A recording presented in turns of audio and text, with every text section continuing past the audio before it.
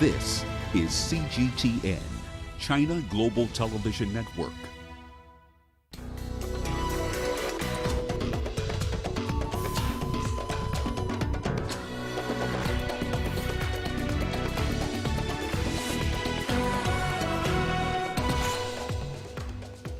Somalia's parliament extends President Farmajo's mandate by 2 years, but will it end the stalemate over elections? Russian Foreign Minister Sergei Lavrov meets the Egyptian president in Cairo to discuss the Libya transition. And AU leaders meet with WHO and WTO chiefs to discuss the expansion of COVID-19 vaccine production. Hello and a very warm welcome to Africa Live on CGTN. I'm Lindy Mntogana in Nairobi. And with me is Uche Okoronkwo with a preview of your business news. Thank you, Lindy. And here's a look at what's coming up on Africa Live Biz. Oil giant Total signs agreements with Uganda for an East Africa oil project. And COVID-19 causes massive reductions in Nigeria's capital imports. Of course, all that coming up within the program. For now, back to you, Lindy. Thanks, Uche. In our top story, the United Nations Office for the Coordination of Humanitarian Affairs has confirmed an attack by suspected Islamic militants on its facility in Borno State in northeast Nigeria. The insurgency has persisted for more than 10 years now, leaving at least 30,000 people dead and displacing 2 million more, despite government's efforts to end it. Our correspondent Phil Ihaza reports from Abuja. The humanitarian coordinator and head of the UN mission in Nigeria, Edward Kalan, has condemned the attack on aid operations and facilities in Damasak, Borno State, northeast Nigeria. The violent attack by the alleged insurgent groups on Saturday reportedly claimed the lives of 4 people, including 2 soldiers. They set fire to the UN hub there, as well as 3 more facilities run by other international aid organizations. It's the second such attack in the last 2 months affecting the United Nations in the country. The UN says humanitarian operations in the state have been reduced greatly due to violent attacks by insurgents, especially targeted at aid workers. According to Edward Kalan, humanitarian support to 8,800 internally displaced people and 76,000 people in the host communities has been halted. President Muhammadu Buhari has frequently condemned attacks on aid workers and promised to prevent more of such attacks in the northeast region. Mr. Buhari replaced the country's heads of military in January as part of plans to win the war against insurgency before his tenure lapses in 2023. Phil Ihaza, CGTN, Abuja. In Djibouti, 34 migrants have drowned off the coast of the country after their boat capsized. The incident occurred in the sea north of the port town of Obok.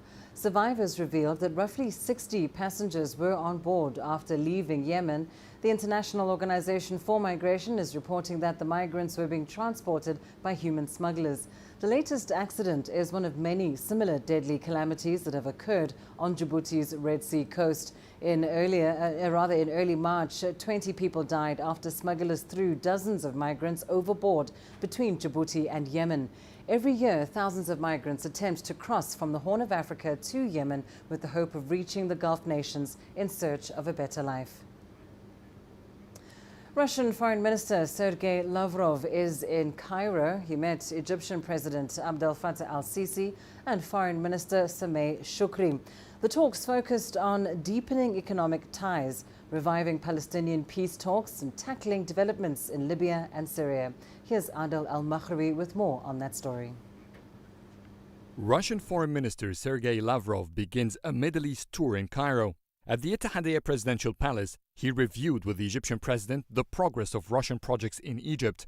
Moscow is developing the country's railroad network, it is building a nuclear power plant and establishing a Russian industrial zone. President Abdel Fattah al-Sisi discussed how both countries could support the current transition in Libya. We both support the UN political track, which led to Parliament's endorsement of the unity government and the Presidency Council.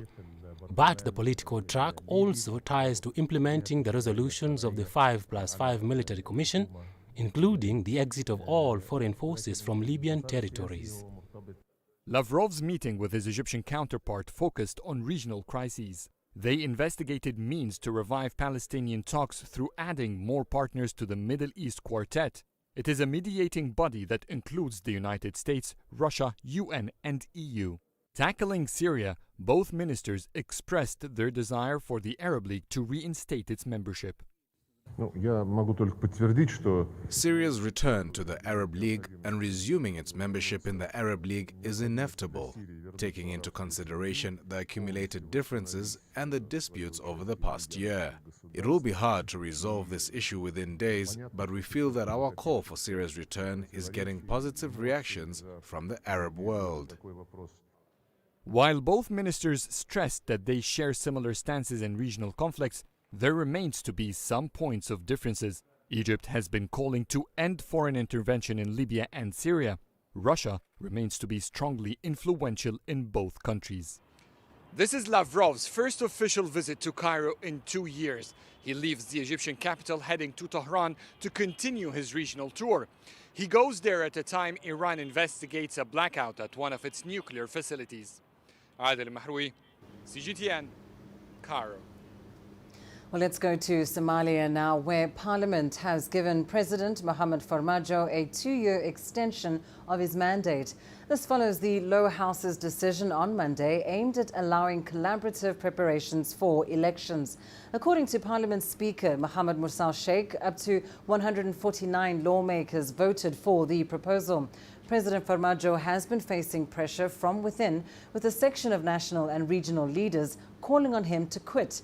Amid the political wrangles, the United Nations warned that it would be tough for the country to rebuild after 3 decades of conflict. Somalia has also been rocked by extremist attacks.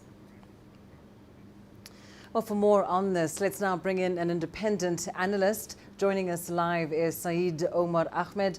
He's live with us from Mogadishu. Thank you so much for your time, Saeed. It, of course, as we know, it has been a hard road for Somalia's leaders to agree on this extension of the president's mandate. Just explain what this means in terms of the election process. Well, today's election, the bill came from the parliament was really something surprise to the public. As you said, it's hard and very challenging in Somalia's politics, and it will be in the coming days a very talk of the days until Somali politicians take further steps to fix this problem, this political friction between them. And as you know, the last month, or let me say after the 17th September agreement, the Somalis leaders was discussing with the agreements and also the election model which passed the parliament earlier. So this will be a new challenge for the election process and also will create and fuel the election hazards in Somalia's political arena. One of the things that also means, as the international community already has warning for, or they has 3 lines or red lines to the federal government and also the federal member states, the leaders. They said no parallel elections, no extension of the current mandate. So this will take a new down for Somalia's political situation, and it will also create a new level of mistrust between the leaders, with the federal government and also the federal member states leaders, which is now in Mogadishu to deliberate the election process and also talk about some pending issues regarding the security of the election and also some issues in the how to implement the 17th September electoral model. And Saeed, considering the political tensions in Somalia, do you see today's developments helping to clear some of the hurdles that caused the election stalemate to begin with?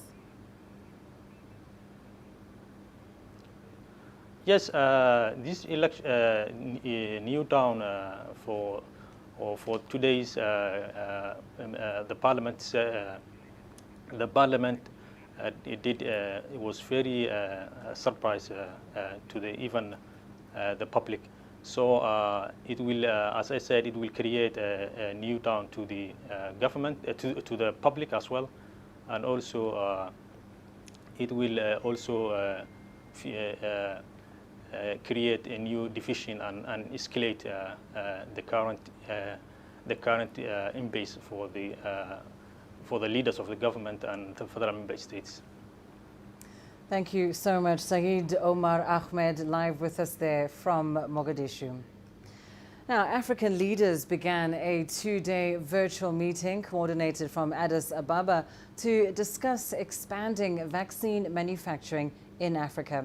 Speakers included DRC President Felix Tshisekedi, who is the current chair of the African Union. Also participating are South Africa's Cyril Ramaphosa, Rwanda's Paul Kagame, Senegal's Macky Sall, the head of the World Health Organization, Tedros Adhanom Ghebreyesus, and WTO chief Ngozi Okonjo-Iweala. Well, let's get you more on this. We're now joined by CGTN's Girum Chala, live for us in Addis Ababa. Girum, what are some of the core messages coming out of day one of this meeting on vaccine production in Africa?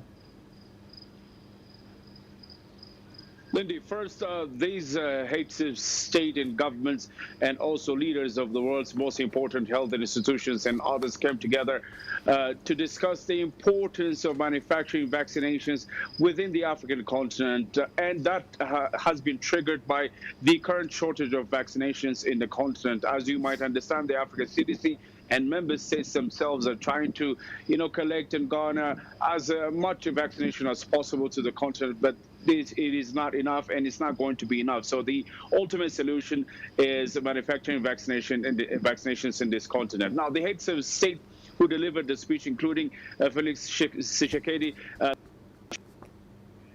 said that it is important to start partnership with the current manufacturers of COVID-19 vaccinations. Moderna, Pfizer, Johnson & Johnson, and others, therefore, are expected to form some sort of partnership with African Union and also member states for possible manufacturing of vaccinations within the continent. The other most important issue is finance, and the ASAF state and governments are saying and calling on developed nations and the international community, IMF, World Bank, and others to support this African initiative of we do apologize we're expecting for that. This important. Do continue, Girum. We've got a good connection with you now. Yeah, so Lindy, the important thing now is for this plan to come to reality and as soon as possible. So these vaccination manufacturers have already started, by the way, manufacturing vaccinations in Africa. As you might understand, Johnson & Johnson is producing vaccinations, and some are expected to be produced in South Africa to be delivered for Africa CDC so that it will be distributed across the continent. But that needs to be expedited, and it needs to be done as soon as possible. Paul Kagame, president of Rwanda, is saying that we need to also build African capacity that has been created in the fight against COVID-19. But this time around, it must be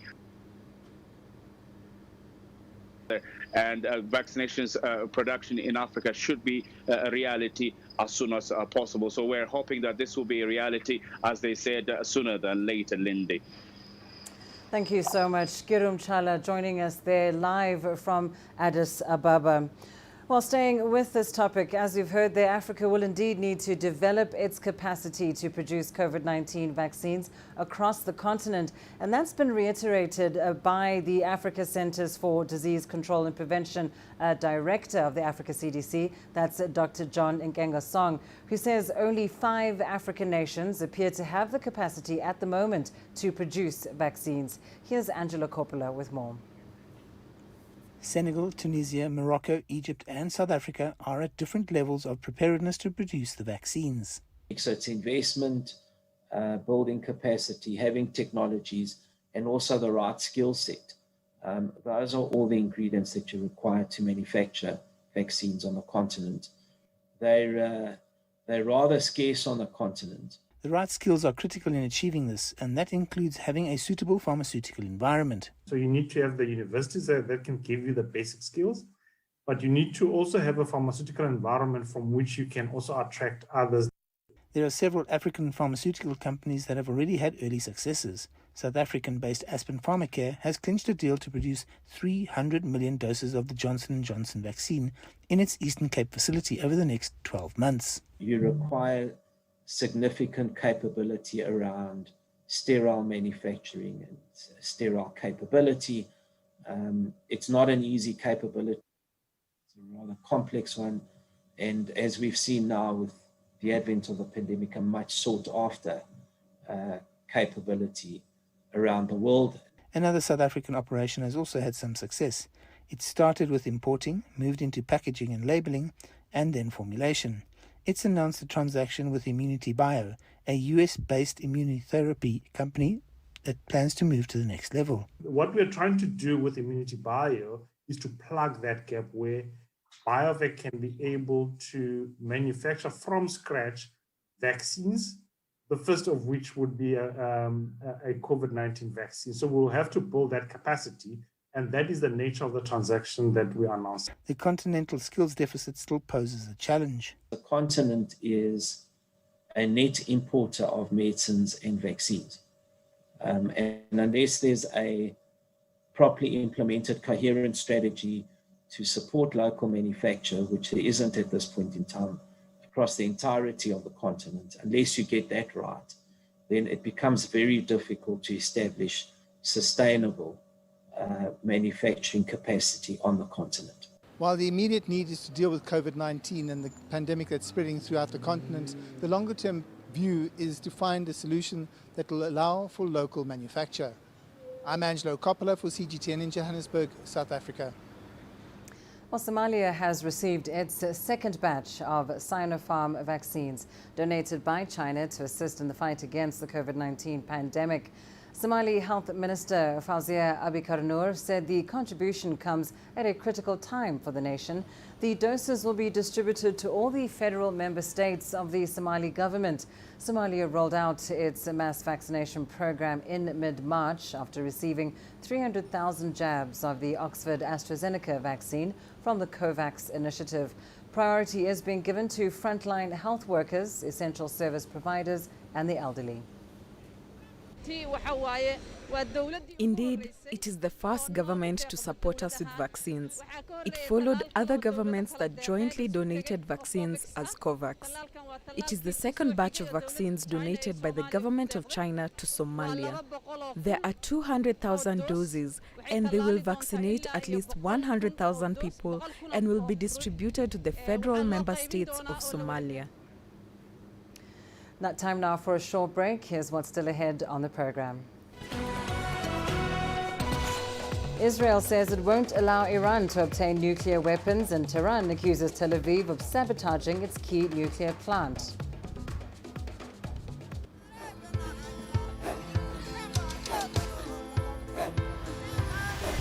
Africa is a continent of diversity, with varied climate and enchanting geography, and a people so distinct, but with a shared enduring spirit. We are at the heart of the continent to bring you the untold stories. Let's have a look. We celebrate Africa as it shapes its own destiny. Tunis, Cairo, Juba, Johannesburg, Ethiopia, Tanzania. Africa Live. Find your voice.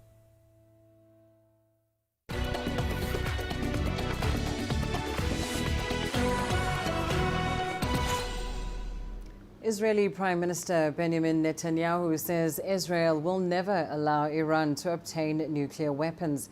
Netanyahu made the remarks to reporters today with U.S. Defense Secretary Lloyd Austin at his side. Iran has blamed Israel for a power outage at its key Natanz nuclear site on Sunday. Tehran has called the attack an act of nuclear terrorism, saying it would take revenge and ramp up its nuclear activities. A spokesman for Iran's Atomic Energy Organization says the incident has caused no casualties or damage.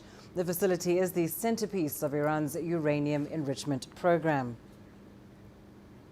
A court in Uganda has jailed a police officer and one other person over illegal possession of ivory.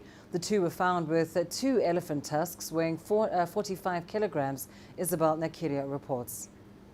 The Buganda Road Court in Kampala sentenced the two to 12 years in prison after they confessed to illegal possession of the ivory. The Uganda Wildlife Authority says the ivory was likely smuggled from the DR Congo and Uganda was being used as a transit route. We think this is very good. One of the suspects, one of the convicts now is a former police officer. And this is a guy we are working with to arrest the criminals. But I think when he saw the business, he decided also to involve himself. Unfortunately, for him, he couldn't survive it. So we are able to get him. The Wildlife Agency says smugglers take advantage of the porous border points in the country to sneak out their loot. Uganda recently amended its wildlife laws to include stiffer penalties for offenders of illegal wildlife trade.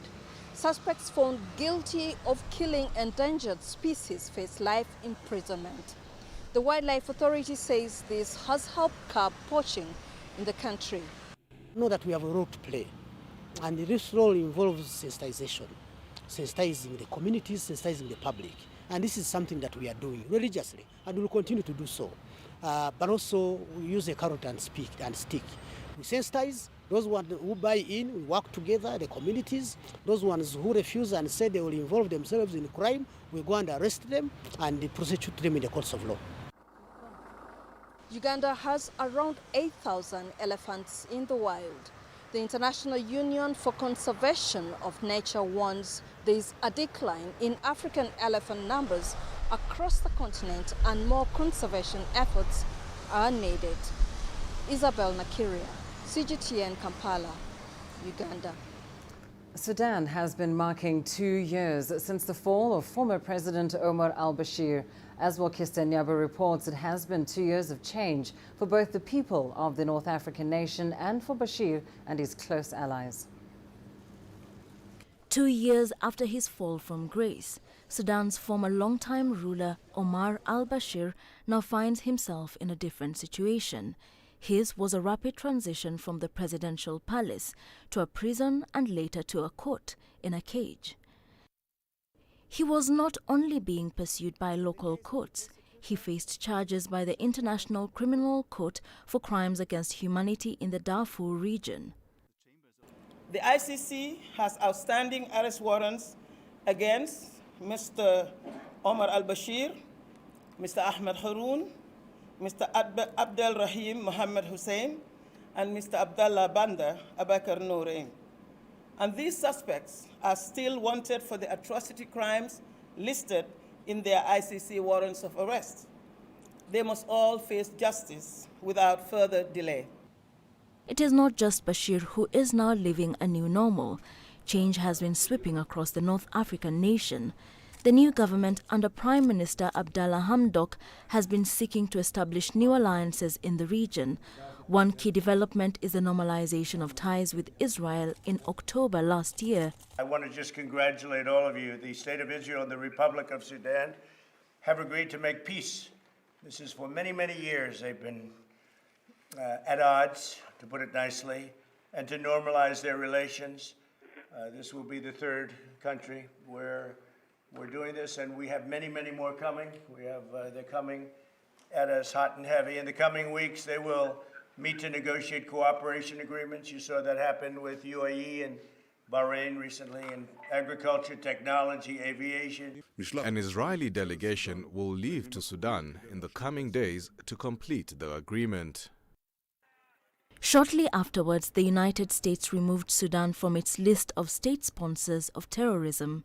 On the economic front, Sudan is still in the woods. Prime Minister Hamdok has been struggling to push through reforms in an attempt to secure foreign financing. So far, a cabinet reshuffle has happened, and the Sudanese central bank has sharply devalued the country's currency. However, a crippling shortage of basic goods continues to bite. Soaring inflation is also complicating matters for the current government. The landing of coronavirus is also shaping Sudan post-Bashir. In November 2020, thousands of Sudanese bade farewell to Sadiq al-Mahdi. Al-Mahdi was the first and last democratically elected Prime Minister of Sudan until Bashir deposed him in June 1989. As a caged Omar al-Bashir faces his fate, Sudan is yet to start thriving, but it is moving on. Wilkisanyabwa, CGTN. Egypt has announced the discovery of a city in Luxor that dates back more than 3,000 years. The unearthed city is considered one of the biggest discoveries from ancient Egypt. Yasser Hakim finds out why. It's the largest city to be ever discovered from ancient Egypt. It's been called the Lost City because many foreign missions have failed to find it over the past decades. Most experts believe this is the most important discovery after the tomb of King Tutankhamun. Always has the ancient Egyptian cared more about his tomb than his palace. The afterlife more than life itself. That's why almost all our discoveries are tombs and temples. To discover a residential city from the Amenhotep era, known as the Golden Age, is vital. This discovery is the most important after Tutankhamun because it's a big city. It's in Luxor, the modern dynasty, and reveals detailed information about life in ancient Egypt, not death. Aton City is divided into 3 districts: administrative, industrial, and a residential district for workers. It's in good shape, with houses and roads in between clear to see. Many belongings of former inhabitants are intact as well.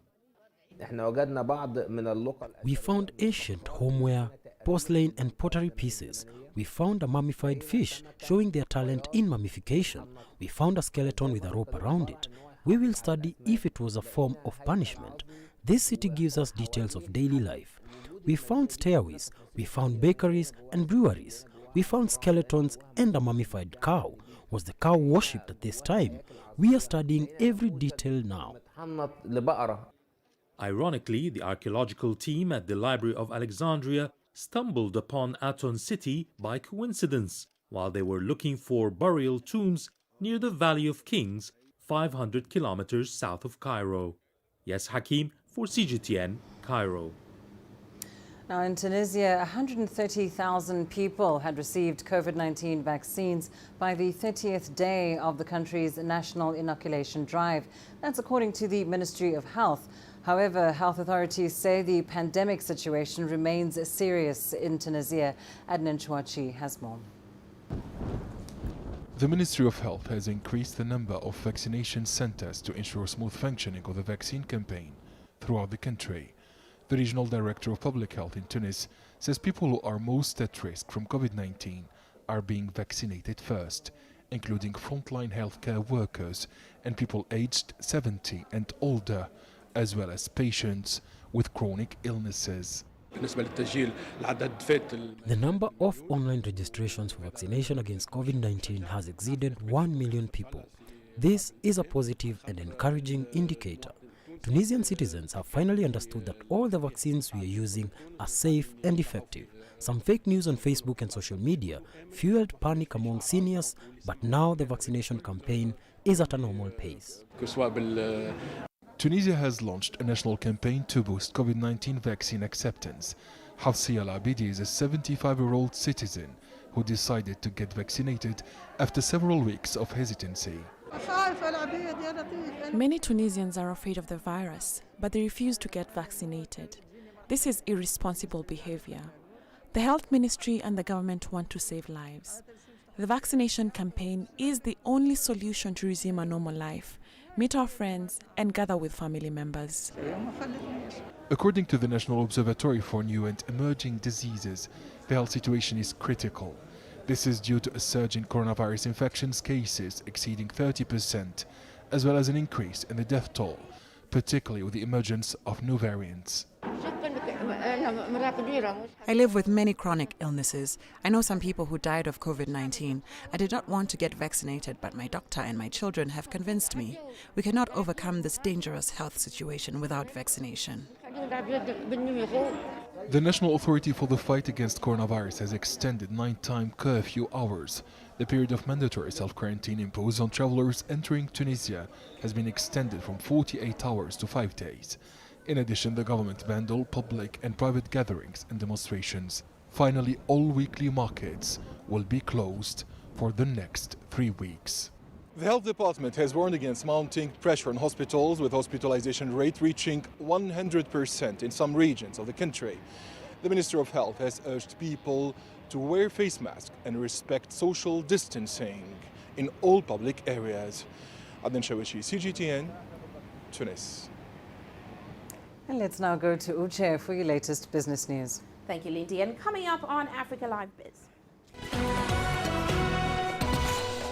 Oil giant Total signs agreements with Uganda for an East Africa oil project.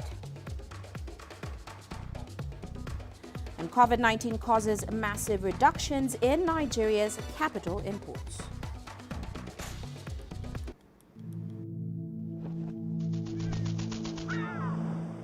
How will your world change today? What happens here? What happens there? Or what you make happen for yourself? If it matters to you, it matters to us too. Your stories are the stories that need to be told. Africa Live. Find your voice. Africa is the nexus of enterprise, and global business will tell you why it matters. From the mega investment projects to multi-billion-dollar mergers and acquisitions. Africa today collects, just in terms of revenues from taxes alone, $545 billion a year. If you take 10% of that and you devote it to the energy sector, problem solved. All this on Global Business, weekdays at this time on CGTN.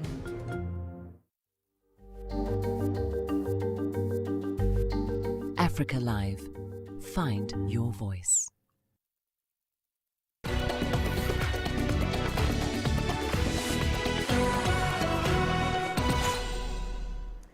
Well, let's start off in Uganda. French oil giant Total has signed agreements along with Ugandan officials for an oil development which is set to transform the country into a significant crude producer and exporter.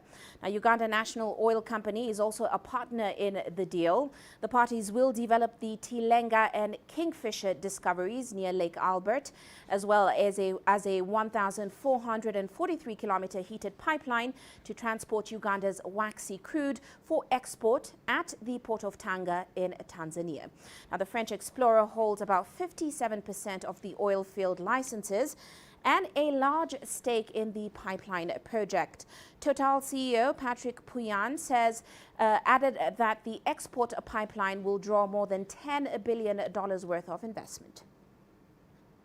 Meanwhile, capital importation to Nigeria plunged by almost 60% in 2020, as of course the COVID-induced global disruptions restricted travel and hampered trade. Now, data from the National Bureau of Statistics shows capital inflows dropped to $9.7 billion, and that's last year, compared to $24 billion received in 2019, which of course is the lowest in 4 years. Here's CGTN's Kelechi Emekalam reporting from Abuja. The latest report from the Bureau of Statistics shows that Nigeria received $9.68 billion from capital importation in 2020, representing a 59.6% dip compared to the $23.99 billion recorded in 2019. Among other factors responsible for the decline in foreign investment was the COVID-19 outbreak. This decline was essentially from COVID-19 because production was not taking place. So if production is not taking place, you cannot have value, increase in value. Even the diaspora remittances even reduced. Nigeria's access to capital reduced. Even our internally generated revenues, as in from crude oil production. Crippling economic activities and stifling investments also contributed to the decline in capital inflows. The crude oil sales that could have shored up the supply of forex has also suffered 60% drop. in crude oil sales and revenue.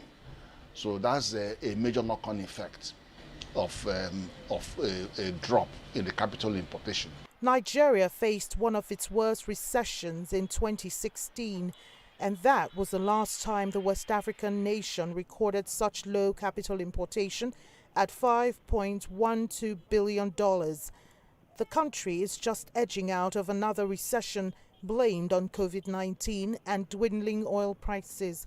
It's dealt a heavy blow on the economy, discouraging foreign investors. You know, we've had constant rise in our inflation, and they don't like that because it means that if your money is here, by the next 12 months and the inflation is 16%, the value of their money will decline by 16%.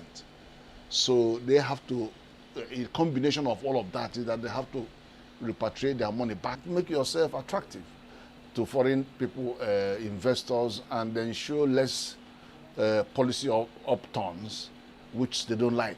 Economic observers have also faulted weak fiscal policies for the unstable economy and decline in capital importation. They expect government to work towards a more predictable investment environment, ensure the ease of doing business in the country, and project sustainable policies that would make Nigeria a choice destination for foreign investors. Kelechi Emekalam, CGTN Abuja, Nigeria. Now, Africa has felt a positive Chinese impact on the continent. That's according to the chairperson of the Kenya-China Friendship Group of Parliament. Shakil Shabir says infrastructure development and the Belt and Road Initiative are amongst the benefits that African nations are enjoying. As China this year celebrates the 100th anniversary of the founding of the Chinese Communist Party, here's CGTN's Nick Mudimba with a conversation with Shakil Shabir. I think, how do I see our relationship with the Kenya-China relationship, and specifically Africa, is that like all Kenyans, we have felt the initiative of the Belt and Road Initiative and the development of infrastructure in Africa over the last 15 or 20 years, and we have seen more effective end product by the Chinese who have come and given us aid without conditions and without modality. The Africa relationship with China has been varied in every country. Kenya, we have seen the Thika Highway, we have seen a railway that the last work on the railway was when my grandfather came to this country over 100 years ago. So we have not had a change of that railway system for that time. So we have now a new railway system. We have new roads. We have certain communication systems. And I think as much as we are saying that we are developing, we want to be able to do so on an equal footing. With our relationship with the rest of the world. In the history of this world, never has we seen any state remove over 100 million or majority of its rural-urban population out of extreme poverty. So that brings in itself a potential within China that, you know, for Kenya, gives us the potential of knowing that there is a more of a market in China for our goods and services and our tourism. Already we have started seeing Chinese tourists coming to Kenya. I've seen Chinese tourists going all over the world. I think the potential of our development is based upon the philosophy that we seem to have lost due to colonialization, because in Africa we used to share everything. The African tradition was that of sharing. The 100 years has been to us a very important linkage and a very important goal that has come to the performance of the country of China and our relationships with them. We would like to be very much part and parcel of the celebration of that 100 years of the Communist Party. And more news from China. Southern China's Hainan Free Trade Port is set to become a leading market player, both domestically and globally. Now, authorities say they're confident the province will become increasingly attractive to businesses and capital. Here's Dai Kai with more. More than 30 years in the making, the development of the Hainan Free Trade Port has gained traction in recent years. In the past 3 years alone, Hainan has witnessed an increase of more than 700,000 new market entities, exceeding the sum of the past 3 decades. The province's economy has seen a reduced dependence on real estate. Industrial investment has risen from less than 40% to over 60%. In terms of new drivers for economic growth, we've shifted the driving force from relying mainly on investment, especially investment in real estate and fixed assets, to the combined force of consumption and investment. The Free Trade Port is also a popular destination for foreign investment. Statistics show there were more than 1,000 newly established foreign invested enterprises in the province last year, nearly 3 times the number in 2019. These enterprises come from more than 80 countries and regions. The foreign investment utilized has doubled for 3 consecutive years, with accumulated foreign capital investment reaching $5.27 billion. This is more than half of the total paid in foreign capital over the course of the past 30 years. Officials say Hainan connects China with some of the most vibrant markets in the world, including those in Southeast Asia. It's fair to say that the province is positioned at the intersection of China's dual circulation economy, a strategy that seeks to reinforce the domestic market while staying wide open to overseas ones. As market players gather, a modern structure for industries is taking shape, and a draft law for the Free Trade Port is to be adopted soon. Officials believe that Hainan is sure to be a magnet for businesses and investors. Daikai, CGTN, Beijing. Meanwhile, China's digital yuan testing is making steady progress, with more test scenarios coming into use. Several cities, including Beijing, Shenzhen and Suzhou, have piloted the digital currency, and the country is now exploring ways to use it for cross-border transactions in order to meet market demand. Here's Zhang Chungying with the story. It's 9 o'clock in the morning. At a shopping mall in Shanghai, some lucky winners who won 100 digital yuan packets in the government's lottery can't wait to spend what feels like pennies from heaven. I feel so lucky to get 100 yuan for free, and the digital yuan seems new and fresh to us, so I just want to give it a try. Shanghai is not the only city promoting the application of the new form of currency. On December 5th and 6th last year, the eastern city Suzhou handed out 100,000 virtual red packets to its residents via a lottery. And starting on the eve of Double 12 online shopping day, the digital money totaling 20 million yuan or $3 million is valid for spending. This is the digital renminbi red packet I received this morning. There's 200 yuan inside. I was super happy and even shared a snapshot on social media. A lot of my friends liked it and envy me for winning the lottery. To redeem the virtual money, winners need to download the official digital renminbi app, which is not yet available to the general public. And then they can see the currency, which looks like a folded banknote, show up. The wallet requires users to tie their accounts to one of 4 major Chinese commercial banks. Similar to Alipay or WeChat Pay, users make payments by scanning merchant barcodes or having their codes scanned.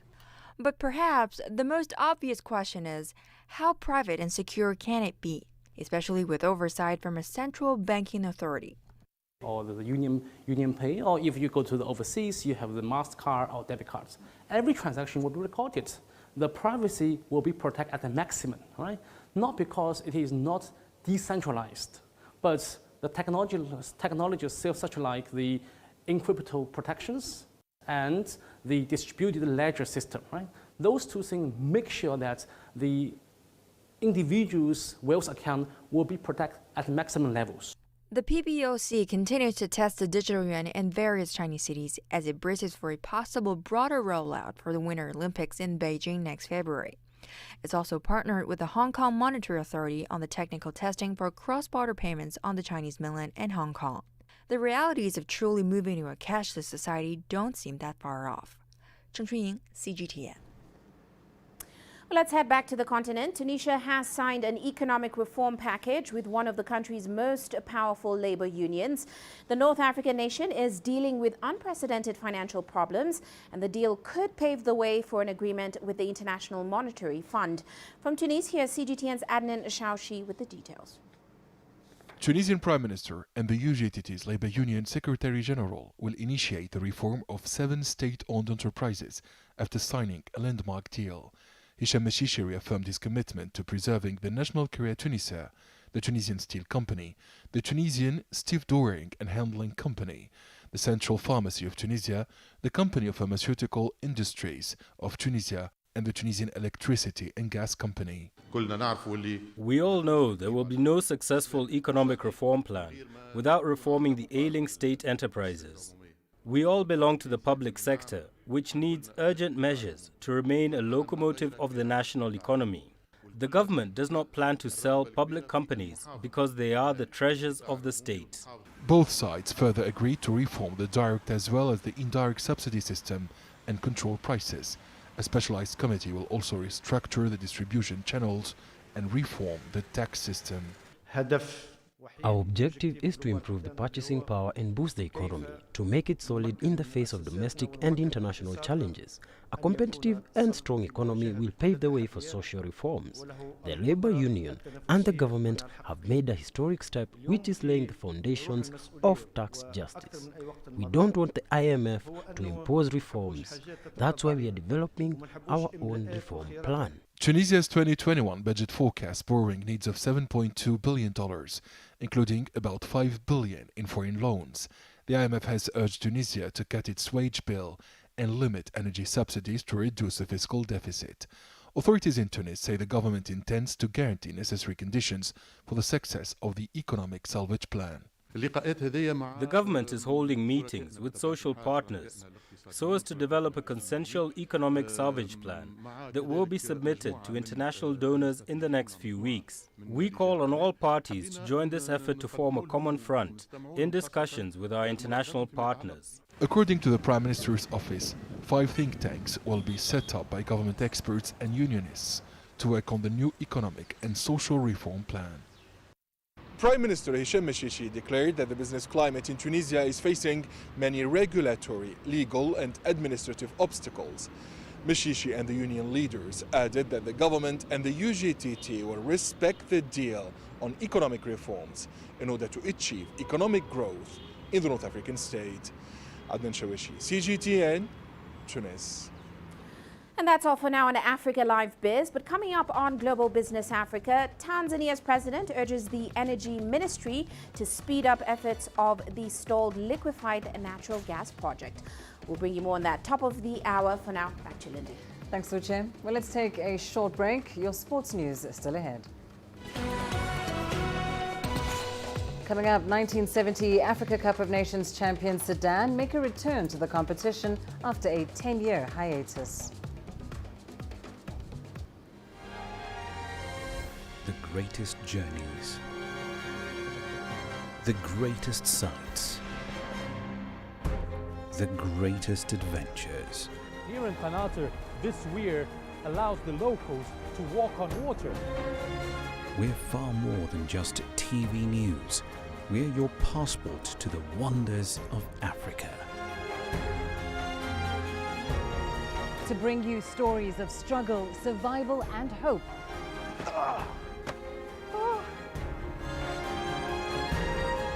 So let's explore.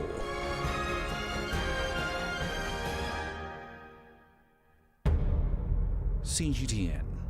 See the difference.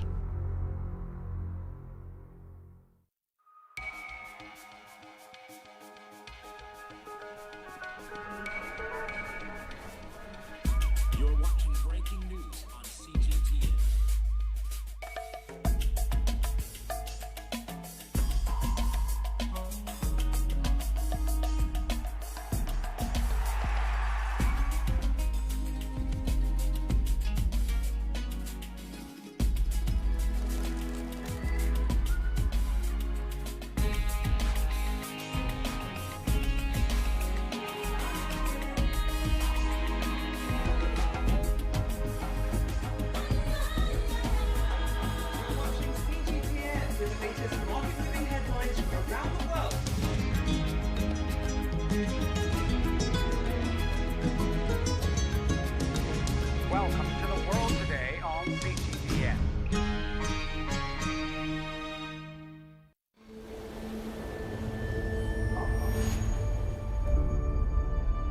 would you create your legend? On the fields, on the tracks,